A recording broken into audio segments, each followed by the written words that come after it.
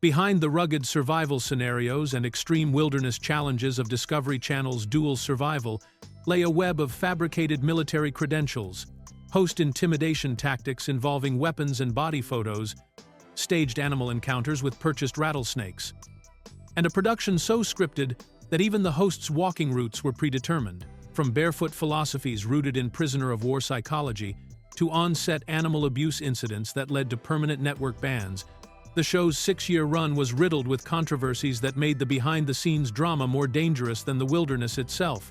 Here are the 15 weird facts you didn't know about Dual Survival. Fact 1. Cody's barefoot philosophy came from prison psychology. Cody London's decision to go barefoot for over 20 years wasn't just about connecting with nature or making a fashion statement. It was actually rooted in military psychology and the harsh realities of prisoner of war tactics. The survival expert, who became famous for walking around wilderness environments without any footwear regardless of the terrain, based his unusual lifestyle choice on a strategic principle that most people would never think about. According to London himself, prisoners of war were historically stripped of their shoes as one of the first things captors would do, and there was a very specific reason behind this practice.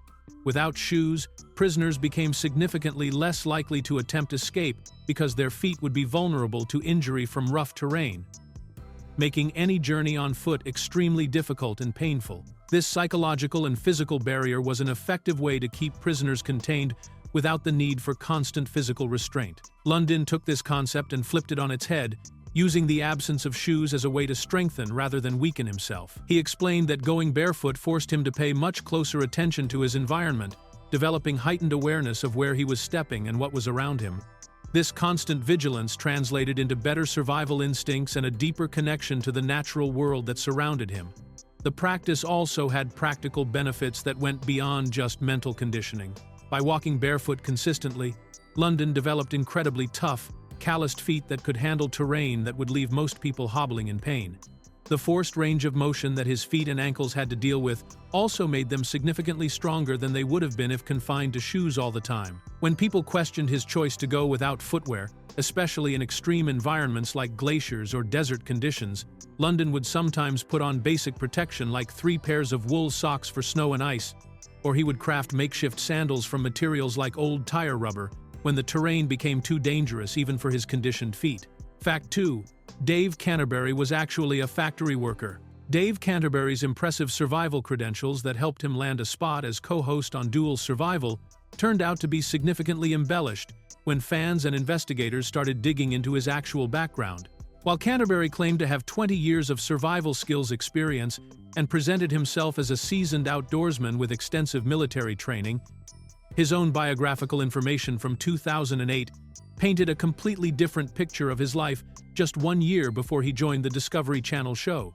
According to Canterbury's own biography that surfaced on the Bushcraft USA website, he was actually working as a factory worker at an automobile plant in Ohio during 2008, which was the year immediately before he signed his contract to appear on Dual Survival. This revelation was particularly damaging because it directly contradicted his claims of having 2 decades of hands-on survival experience, suggesting that his expertise was far more recent than he had led producers and audiences to believe.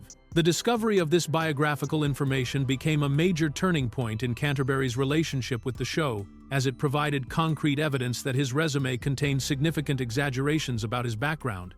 Fans who had been suspicious of some of his claims now had documentation that proved Canterbury had been working in a traditional manufacturing job rather than spending years honing survival skills in the wilderness. This wasn't the only discrepancy that emerged about Canterbury's background, as military records also failed to support many of his claims about ranger training, sniper certification, and special operations experience.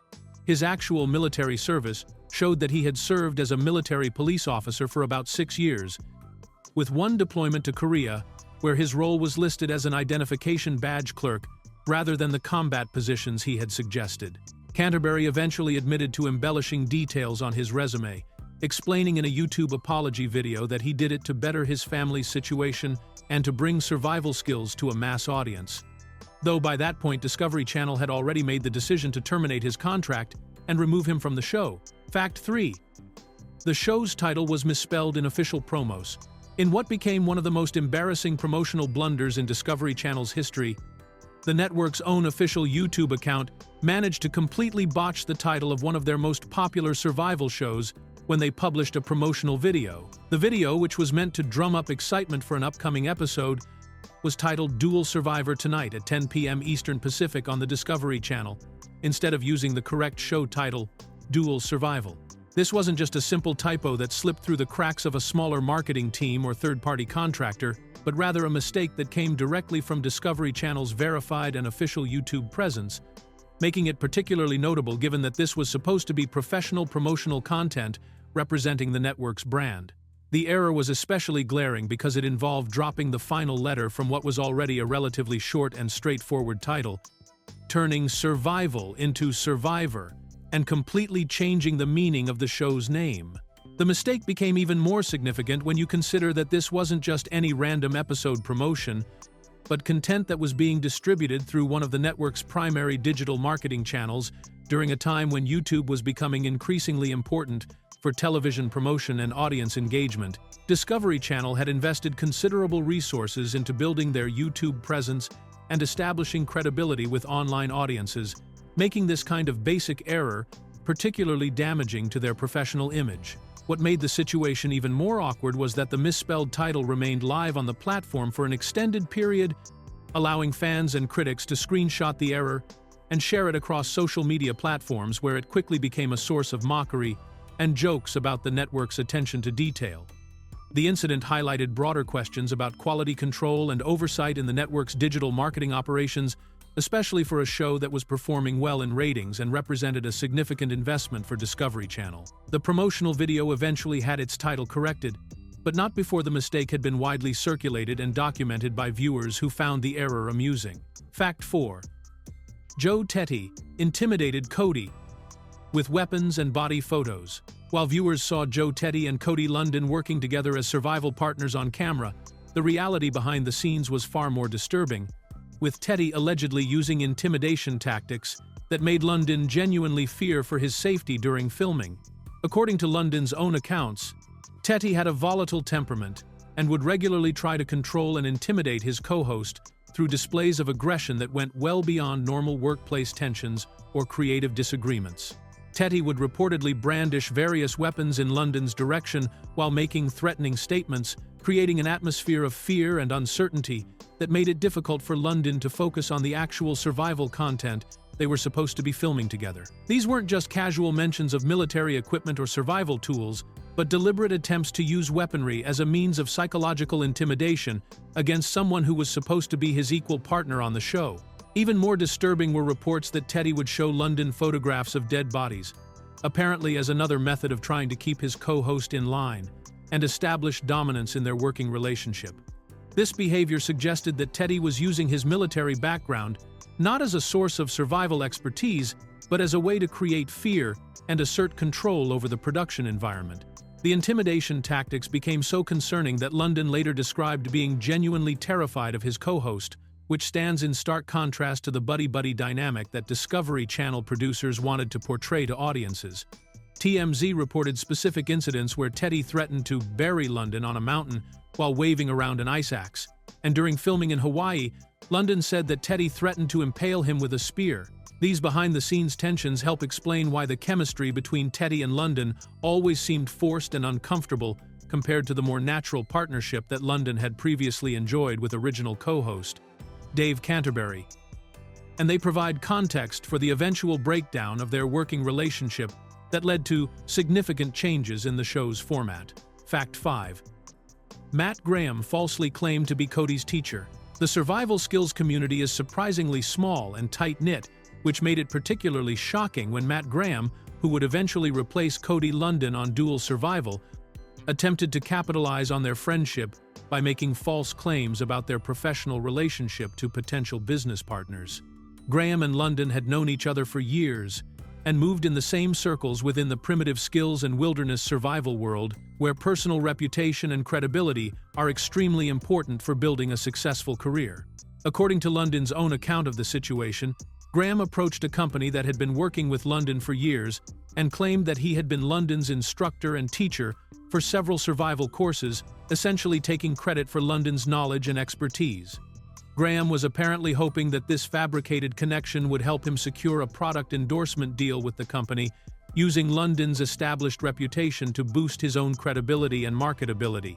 The plan backfired completely when the company, which had never heard of Graham before despite his claims of being connected to their longtime partner, decided to reach out directly to London to verify whether Graham's story was accurate. When London learned about Graham's false claims, he was understandably upset and felt that his professional integrity had been compromised by someone he had considered a friend and colleague. London has stated that he maintains a zero-tolerance policy when it comes to people who knowingly damage another person's credibility and experience to promote their own careers, which he saw as exactly what Graham had attempted to do. The incident completely destroyed their friendship and created lasting animosity between the two survival experts, making it particularly ironic that Graham would later be chosen to replace London on Dual Survival after London was fired from the show.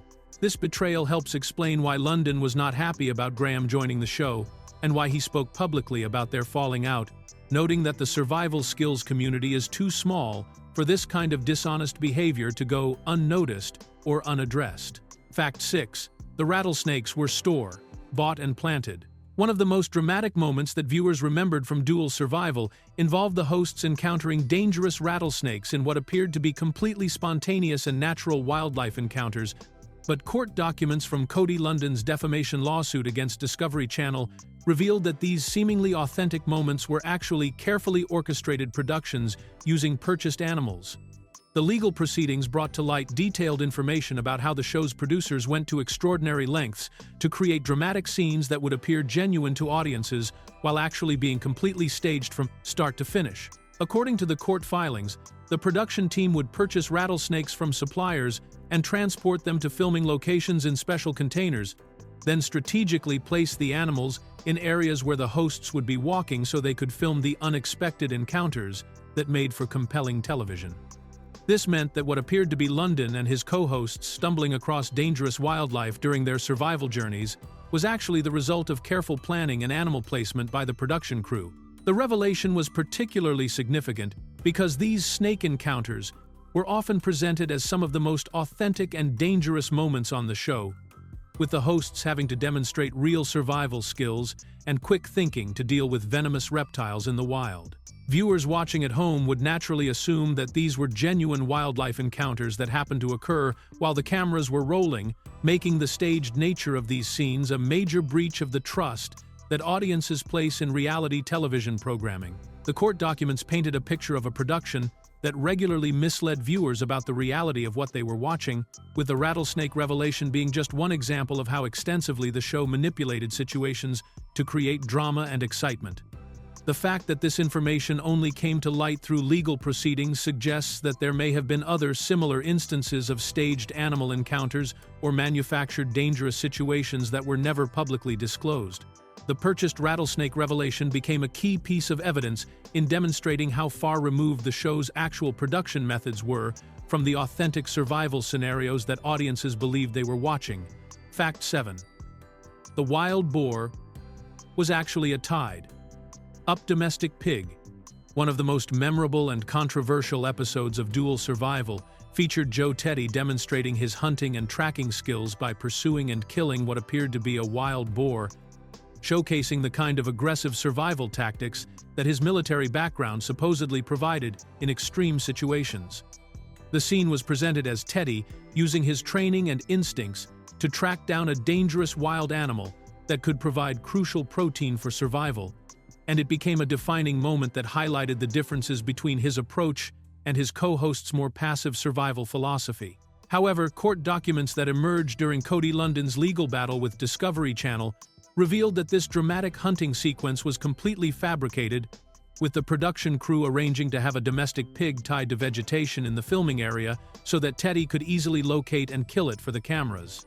This meant that what viewers saw as an impressive display of tracking skills and wilderness hunting ability was actually just Teddy following a predetermined path to find an animal that had been deliberately restrained and placed there by the show's producers.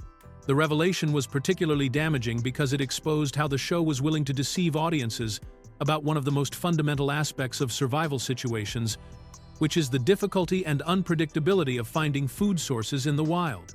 Real survival hunting requires patience, skill, and often involves long periods of failure before success, but the staged pig scenario allowed the show to create dramatic content without any of the actual challenges that would face someone in a genuine survival situation. The tied-up domestic pig also raised serious questions about animal welfare and the ethics of the production, since the animal was essentially being used as a prop in a scripted scenario, rather than being encountered naturally in its habitat. The fact that this information only came to light through legal proceedings suggests that viewers might never have learned the truth about this deceptive practice if London hadn't pursued his defamation case against the network and production company. This revelation became part of a broader pattern of evidence, showing how extensively the show manipulated situations to create compelling television while completely misleading audiences about the reality of what they were watching. Fact 8. Hosts ate at luxury resorts between filming. While viewers watched the hosts of Dual Survival appearing to struggle with hunger and desperately searching for food sources in harsh wilderness environments, court documents from Cody London's defamation lawsuit revealed that the reality behind the cameras was dramatically different, with the hosts enjoying regular meals at comfortable accommodations throughout the filming process. The legal filings painted a picture of a production that went to great lengths to create the illusion of deprivation and survival challenges, while ensuring that the hosts were actually well-fed and comfortable during their time on location. According to the court documents, the hosts would eat breakfast and dinner at what were described as resorts, hotels, and game lodges, which represented a stark contrast to the primitive conditions and food scarcity that audiences saw portrayed on screen. This meant that while the show depicted the hosts as being forced to rely on whatever meager sustenance they could find or catch in the wilderness, they were actually returning to comfortable accommodations each day, where they could enjoy full meals prepared by professional kitchen staff. Even during the actual filming days, the hosts weren't truly experiencing the food challenges that survival situations would normally present, as lunches were catered directly to the filming locations by the production crew. This arrangement ensured that no one involved in the show ever actually faced the genuine hunger and nutritional stress that would be a central part of any real survival scenario, making the on-screen discussions about food procurement and rationing completely artificial. The revelation about the luxury accommodations and catered meals highlighted just how extensively the show misrepresented the actual conditions that the hosts were experiencing during filming. Viewers who believed they were watching people genuinely struggling to find enough food to survive were actually observing actors who knew they would be returning to comfortable beds and full meals at the end of each filming day. This comfortable arrangement also raises questions about how authentic the hosts' decision-making and survival strategies could have been, since they never faced the real consequences of their choices or experienced the genuine physical and mental stress that comes with actual food scarcity in survival situations. Fact 9. Discovery never vetted any host's background. In what became one of the most shocking revelations about Discovery Channel's production practices, Cody London publicly stated that the network never performed any background checks or verification processes on the hosts they hired for Dual Survival, despite the show's premise being built entirely around the credibility and expertise of survival professionals. This lack of basic due diligence helps explain how multiple hosts were able to get away with significantly embellishing or outright fabricating their military records and survival experience without being caught until after they had already been featured on the show. London's revelation came as particularly damning evidence of how the network prioritized entertainment value and personality chemistry over actual qualifications and truthfulness when casting their survival experts.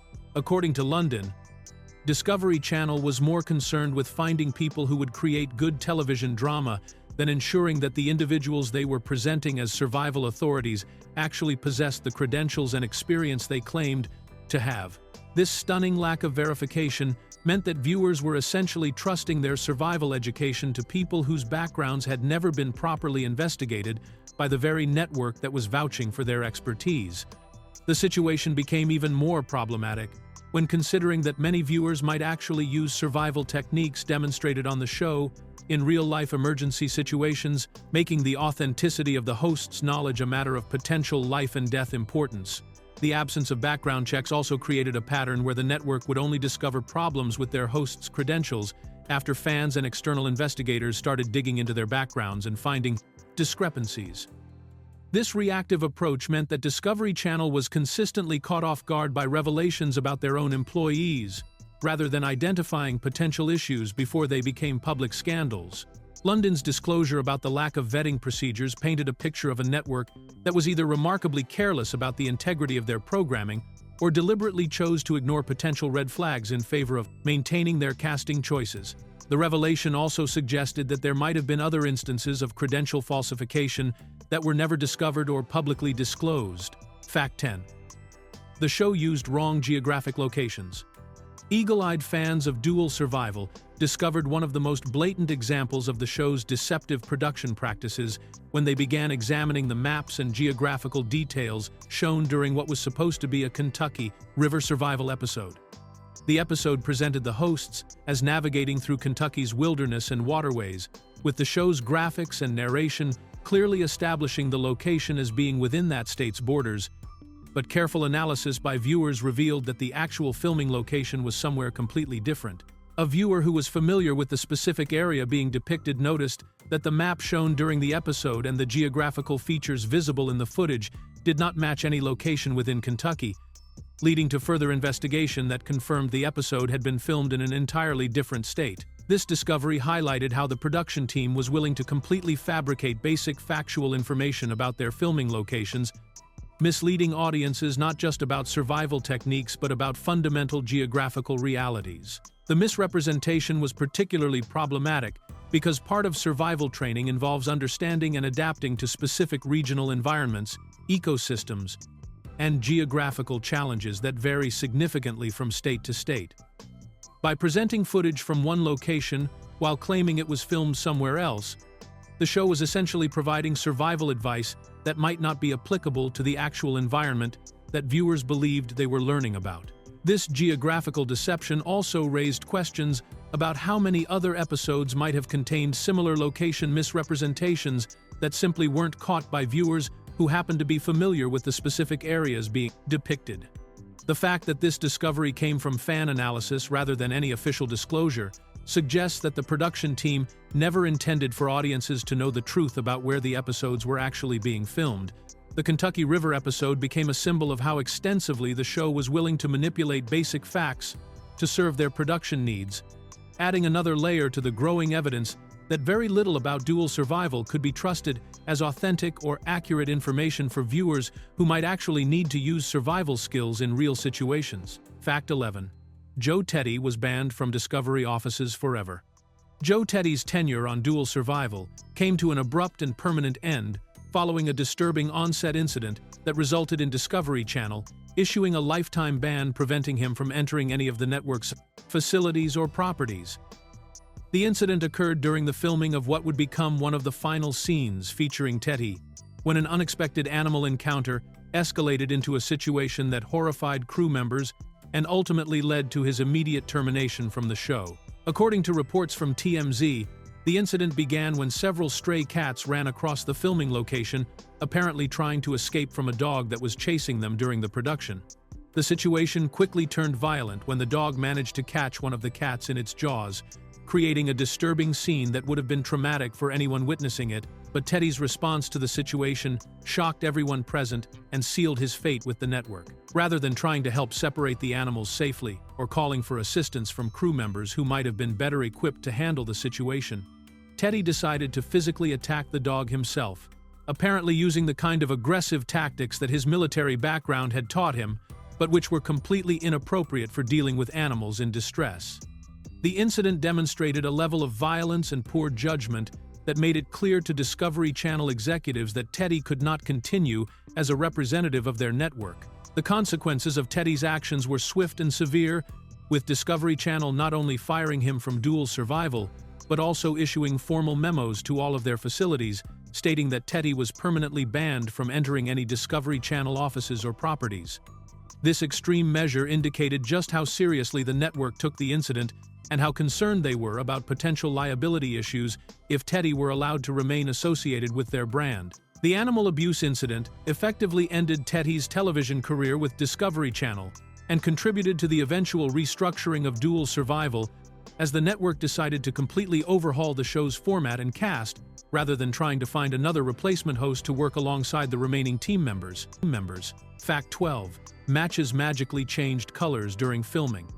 Dual Survival fans who watched the show carefully enough to pay attention to small details discovered one of the most obvious examples of the show's heavily edited and staged production when they noticed a seemingly impossible transformation involving a simple book of matches during one particular episode.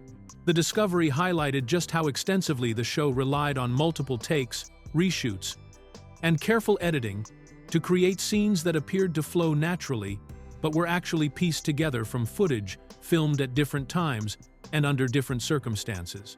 According to viewers who caught the continuity error, Matt Graham was shown holding a book of matches that clearly had red tips on the individual matches, which is the standard color for most commercially produced matchbooks that people would typically encounter in everyday situations.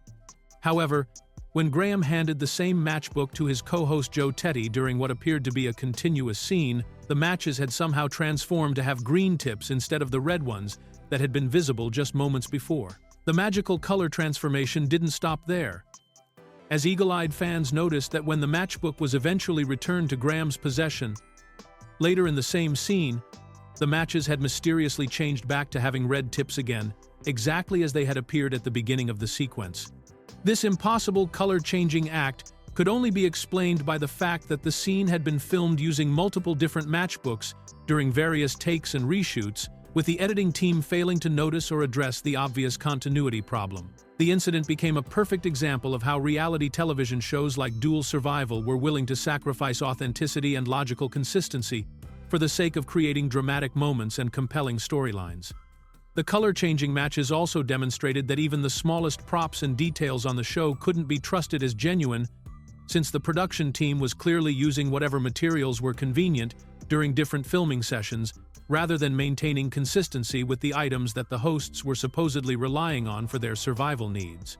This discovery joined a growing list of similar continuity errors and staged elements that fans had identified throughout the show's run. Fact 13.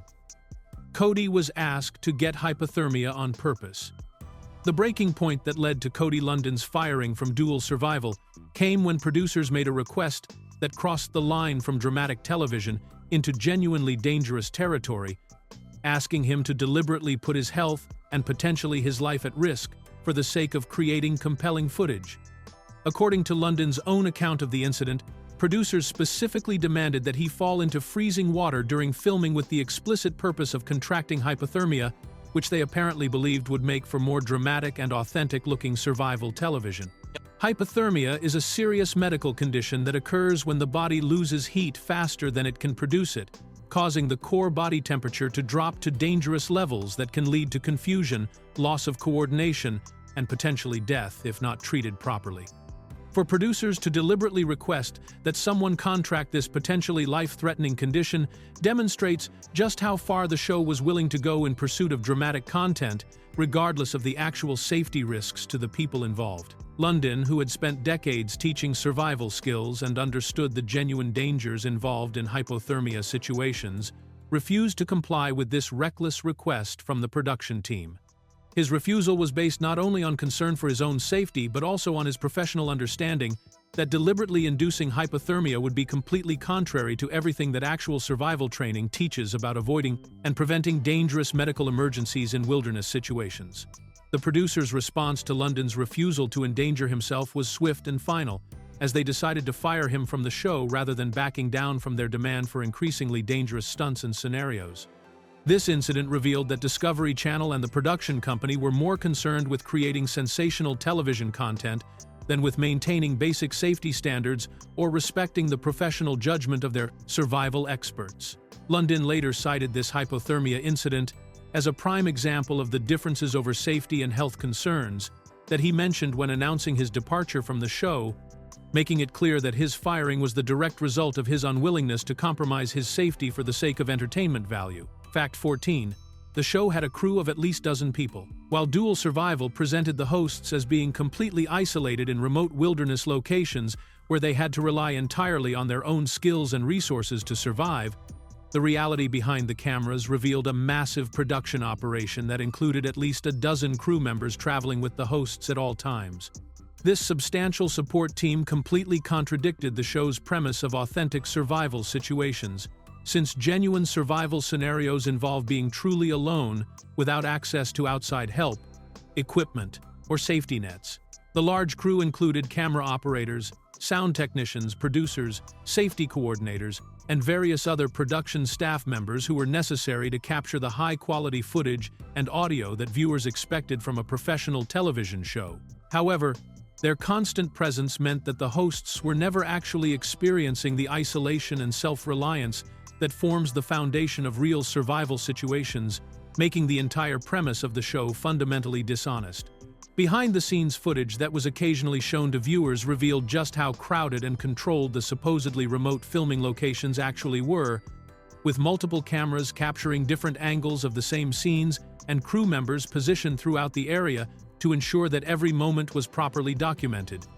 The production team also brought along substantial amounts of equipment, vehicles, and communication devices that would never be available in genuine survival situations. The presence of such a large crew also meant that the hosts had immediate access to medical assistance, emergency evacuation, and professional safety oversight at all times, removing the genuine risks and consequences that would normally force people to make careful decisions and use proper survival techniques. This safety net allowed the hosts to take unnecessary risks and attempt dangerous stunts that they would never consider if they were truly alone in the wilderness. The extensive production support also enabled the show to stage elaborate scenarios and manipulate environmental conditions in ways that would be impossible if the hosts were actually surviving on their own, further undermining any claims the show might have made about authenticity or educational value for viewers who might need to use real survival skills. Fact 15. A Brazilian version existed that nobody knew about.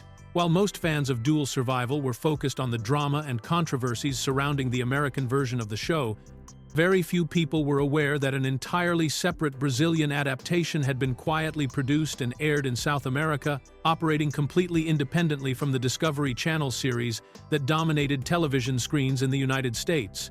This Brazilian version, which was officially titled Dual Survival Brazil, began filming in 2012 and managed to complete 2 full seasons before ending its run, all while most international audiences remained completely unaware of its existence.